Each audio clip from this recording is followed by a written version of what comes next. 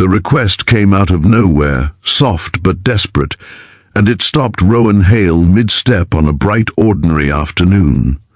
The park was filled with sunlight, children laughing, leaves moving gently in the breeze, and yet the girl standing in front of him looked like the world was about to collapse on her shoulders. Her eyes were wide with fear, her hands trembling slightly, and when she looked up at him, a complete stranger, there was only one thing in her expression: hope hanging by a fragile thread. She asked him to pretend to be her husband, and in that moment, Rowan felt something crack open inside his chest, because he knew what it meant to be desperate, and he knew what it meant to be alone. If you believe that kindness still matters, and that second chances can change lives, take a moment right now to like this video, comment your thoughts, share it with someone who needs hope, and subscribe to our channel, Kindness Spark, because stories like this remind us that one small act can ripple into something extraordinary. Rowan Hale was a single father who carried responsibility the way some people carried shadows, always there, always following him. At 38, his life revolved around his 6-year-old son Milo and the quiet routines that kept their small world steady. His wife had passed away 3 years earlier after a sudden illness, leaving Rowan to rebuild a life he never imagined living alone. He worked mornings at a community maintenance office, spent afternoons picking Milo up from school, and evenings helping with homework under the soft daylight that spilled through their apartment windows. He rarely spoke about his grief, not because it was gone, but because he had learned to carry it silently, like a fragile glass held carefully so it wouldn't shatter again.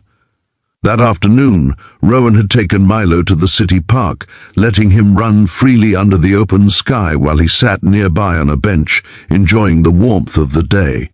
That was when he noticed the girl, standing near the walking path, pacing back and forth, her face pale despite the sunlight.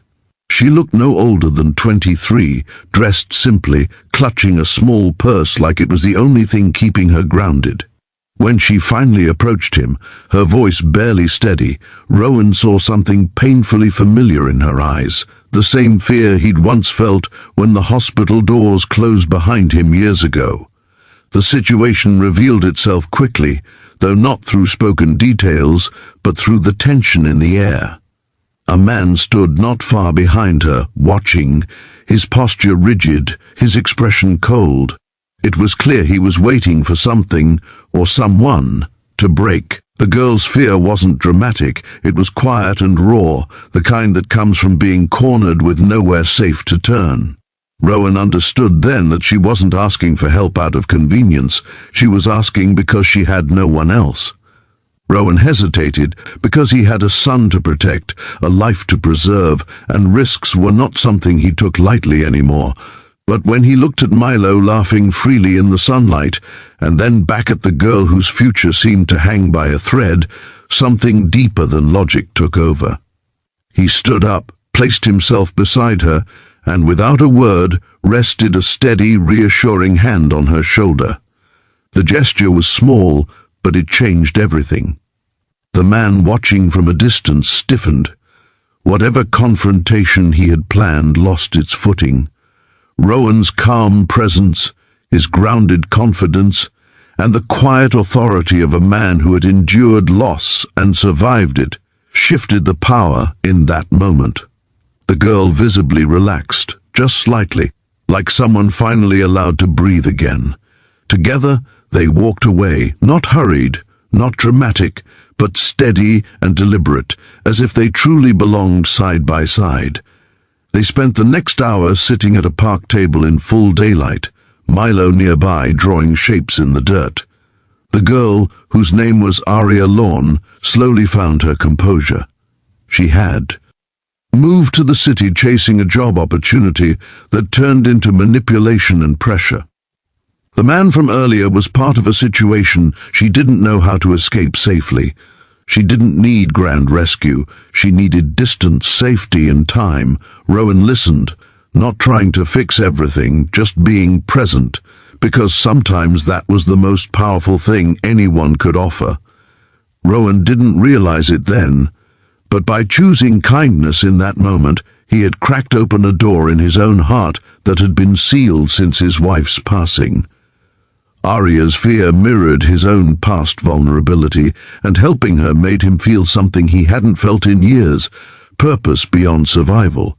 Not romance, not heroism, just the quiet dignity of being there when someone needed him. Over the next few weeks their paths crossed again, always in daylight, always in simple places: a library, a cafe, the same park. Arya began rebuilding her life, securing a safer job, finding her footing again. Rowan remained cautious, protective of Milo and his own fragile sense of balance, but something gentle and unexpected was forming. Arya wasn't filling a void, she was walking alongside him, respecting the space grief had carved into his life. Milo, perceptive beyond his years, noticed the change before Rowan did. His laughter grew louder. His drawings began to include 3 figures instead of 2.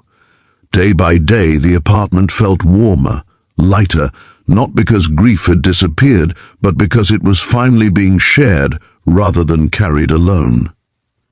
Arya never tried to replace anyone. She simply showed up, consistent and kind, understanding that love born from loss moves slowly and carefully.